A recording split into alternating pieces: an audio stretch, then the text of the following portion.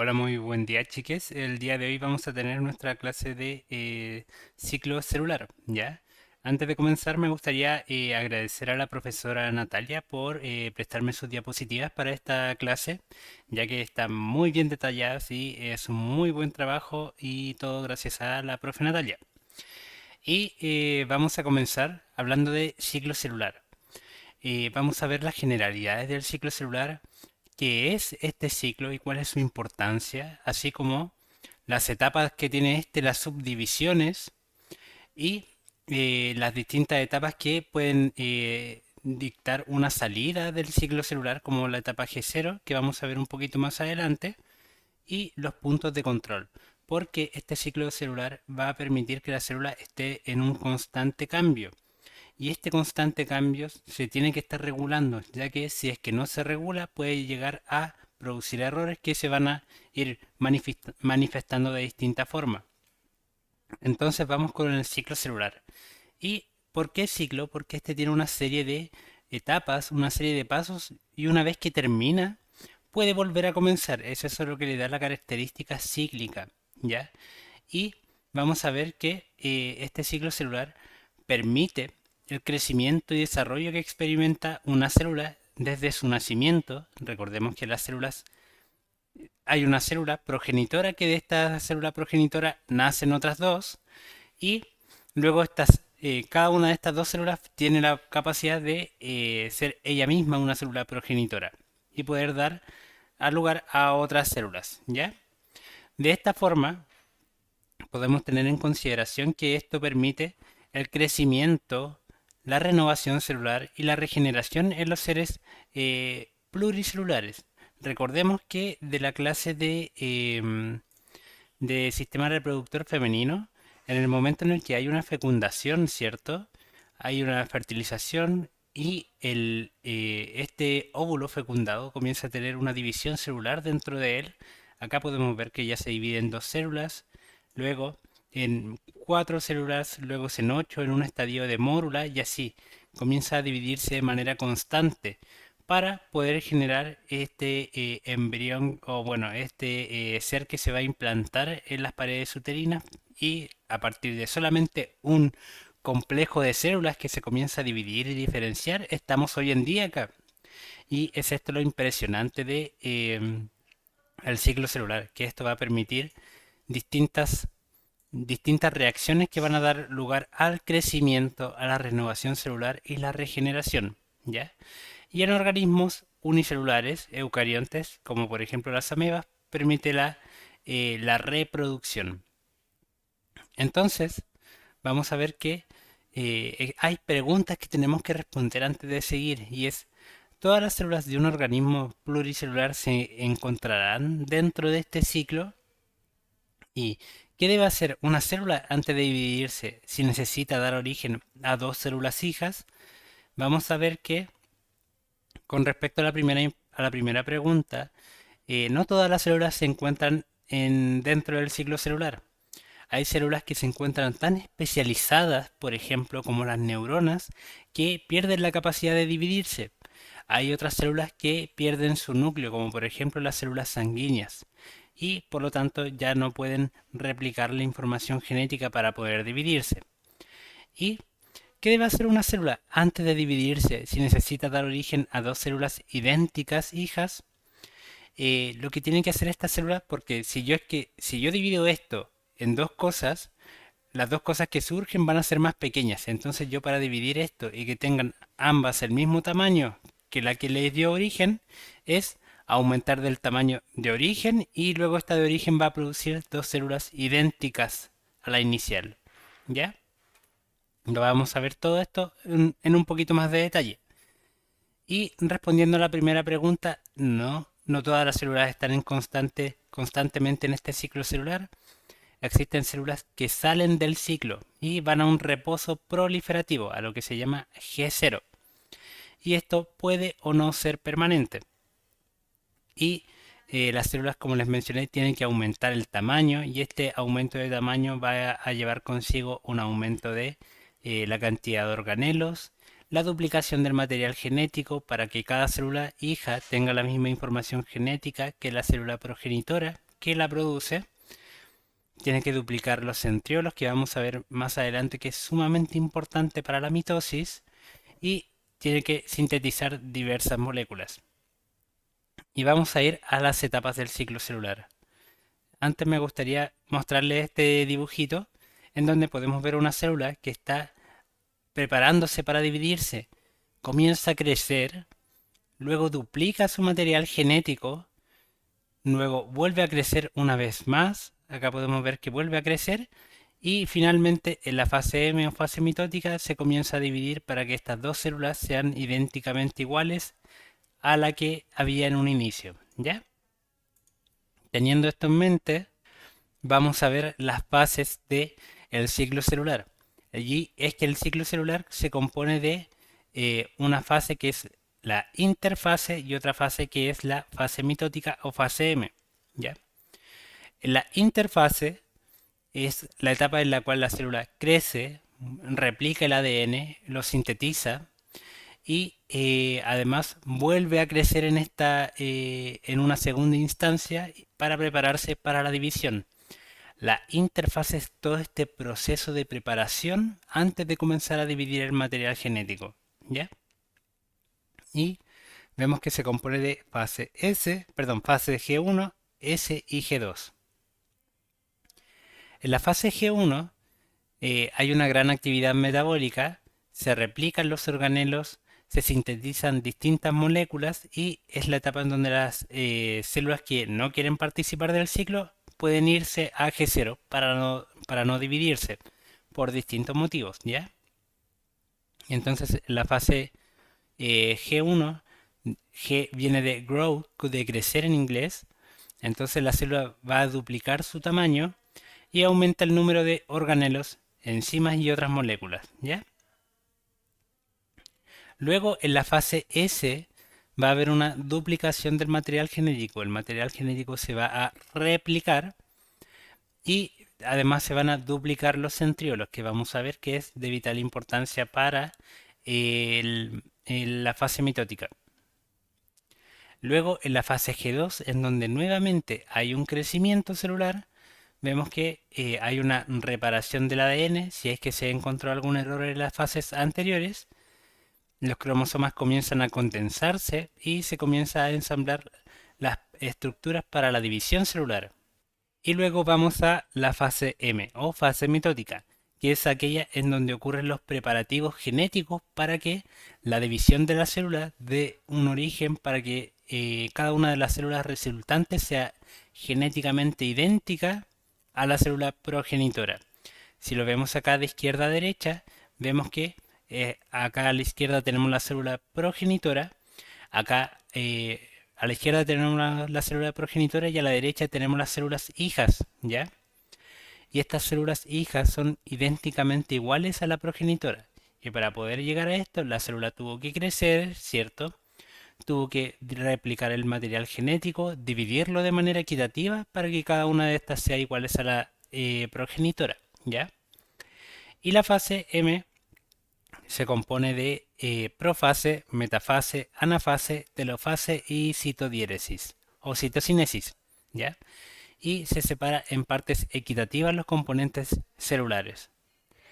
Entonces ahí vemos cómo en la fase G1 hay un crecimiento celular, perdón, en la fase G1 hay un crecimiento celular, en la fase S hay una replicación del material genético, en la fase G2 nuevamente hay un crecimiento y en la fase mitótica es en donde ocurre la división de la célula, ¿ya? Y vamos a hablar un poquito de los estadios externos al ciclo celular como la etapa G0, que es una etapa en donde hay un reposo proliferativo, en donde la célula no se va a dividir y esto puede ser temporal o permanente, ¿ya? Ciertos tipos de células se dividen lentamente o simplemente no lo hacen. Estas células pueden salir de la fase G1 y entrar al estado G0 como habíamos visto en el gráfico. Y en la G0 la célula no está preparándose activamente para la división, lo que puede ocurrir por diversas razones. Por ejemplo, las neuronas que son sumamente complejas y básicamente no es económicamente viable el gasto energético para replicar una neurona, ya que está tan diferenciada que energéticamente no va a beneficiarle. Y también, por ejemplo, los glóbulos rojos, que los glóbulos rojos tienen esta forma como bicóncava o biconvexa, no me acuerdo, pero está hundido en ambas partes medias. Y esto es porque pierden su núcleo. Y esto permite que se unan otras estructuras como la hemoglobina, por ejemplo, para entrar en contacto con el oxígeno. Y en base a esto pierden la capacidad de dividirse. Son otras células las que se dividen y se diferencian para poder llegar a producir los glóbulos rojos. ¿Ya? Y como les mencionaba, pueden ser por diversas razones. Y puede ser un estado permanente para algunas o transitorio para otras. Y vamos a hablar un poquito de la quiesencia, la diferenciación, la senescencia y la apoptosis. Ahí yo le había dejado una imagen, déjeme ver si es que la encuentro por acá. Acá está. Entonces, la quiesencia se refiere al estadio en donde pasamos de G1 a G0, ¿ya? Este estadio en donde la célula deja de prepararse activamente para la división celular, ¿ya? Y luego tenemos la senescencia en donde las células que ya llevan un mayor tiempo, que ya tienen hartos ciclos celulares, pueden almacenar algún error. Y lo que básicamente hacen es prohibir la replicación de estas para que estos errores, si es que los pueda tener, o esta replicación alterada, no pase a las células, perdón, a las células hijas, ¿ya? Y acá podemos ver una célula en división y vemos que hay una barrera que impide en cierta forma que las células que tienen una mayor edad se repliquen, ¿ya? Y por eso estas células están un poquito más viejitas porque están un poquito jubiladas producto de la edad. Luego está la diferenciación celular, en donde nosotros podemos ver que las células, como les mencioné, nosotros pasamos de un estadio embrionario, un estadio de mórula, ¿cierto? De mórula a blastocistos. Y estas células son todas células madre.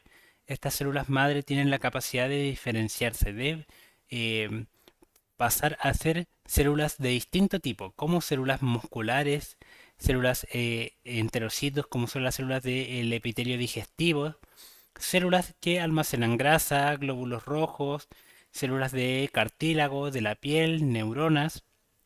Entonces, la diferenciación es en donde una célula se especializa por un rumbo, ya sea el rumbo de la contracción, el rumbo de las microvellosidades, de almacenar lípidos o grasas, de los glóbulos rojos y así, ¿ya? Es esta la forma en la que se diferencian y cambian de tipo, ¿ya? O linaje. Y luego está la apoptosis, que es un proceso en donde si es que hay algún error en el ciclo celular que no se puede reparar, esta célula se manda a apoptosis, es decir, que se manda a una muerte celular programada. Si es que hay algún error, por ejemplo, en la célula,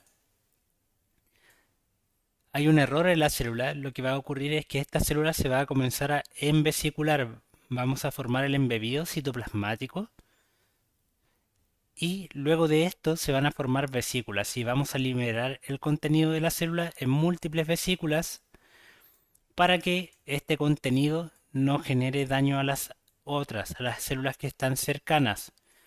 El hecho de que las envesiculemos permite que se puedan eliminar de manera segura, ya que si esto no ocurre y por ejemplo una célula está en constante división, puede haber una ruptura de la membrana plasmática y este contenido interno de la célula saldría y al salir de manera insegura puede afectar a otras células cercanas también haciendo que éstas almacenen sus errores y este error se multiplique, como ocurre en el caso de algunos cánceres. Entonces, si es que hay algún error y se detecta, se envía a apoptosis para generar una muerte celular programada y se envesicula y se elimina de manera segura. Y es por eso que, si es que hay un error, la célula se manda a la automurición o la apoptosis. Y vamos a ver los puntos de control en el ciclo celular. En el ciclo celular existen distintos tipos de controles, distintos puntos de control, en donde vamos a ver que estos van a ser puntos o checkpoint, en donde vamos a evaluar cómo está la célula, ¿ya? El primer punto de control está al final de G1, en donde, si bien en G1 generábamos un crecimiento celular, ¿cierto? Se replican distintos organelos, aumenta de tamaño la célula, vamos a evaluar si es que tiene el tamaño apropiado, si es que los organelos se encuentran en una cantidad numérica correspondiente, y se van a evaluar distintos factores para decidir si es que la célula procede a través del ciclo celular o si es que se detiene para alguna reparación u apoptosis, ¿ya? Y esto va a evaluar tanto señales internas, por ejemplo, como como los organelos, o señales externas, como si es que hay un medio favorable para la replicación. El otro punto está después de la fase S al final de G2. En la fase S replicábamos el ADN y lo que vamos a hacer es evaluar si es que este material genético se ha replicado de manera correcta, si es que la célula nuevamente tiene el volumen o tamaño necesario para la replicación, ¿ya? Y luego el siguiente punto está en la fase mitótica, en donde vamos a evaluar que el material genético se haya dividido de manera equitativa, correspondiente y normal, cosa de que una célula no tenga falta de información genética o exceso de. Y aquí vemos los puntos que les había mencionado al final de la fase G1, en donde se ve si es que el tamaño de la célula está correcto, si es que el ambiente es favorable. Al final de la fase G2, en donde vamos a ver si es que nuevamente el tamaño, el ambiente es favorable, el tamaño es el apropiado, y incluimos, ya que como hicimos la fase S de replicación, si es que el ADN está correctamente replicado. Y luego en la fase mitótica vamos a evaluar que están todos los cromosomas alineados de manera correcta para poder hacer la división equitativa o no. Y de esta forma vamos a ver los distintos checkpoints que hay en cada una de las fases y el funcionamiento o la importancia de cada una de las fases en el ciclo celular, ¿ya? Y en la siguiente clase vamos a ver más en detalle lo que es en sí la mitosis, ¿ya? Esta es una preparación un poco introductoria.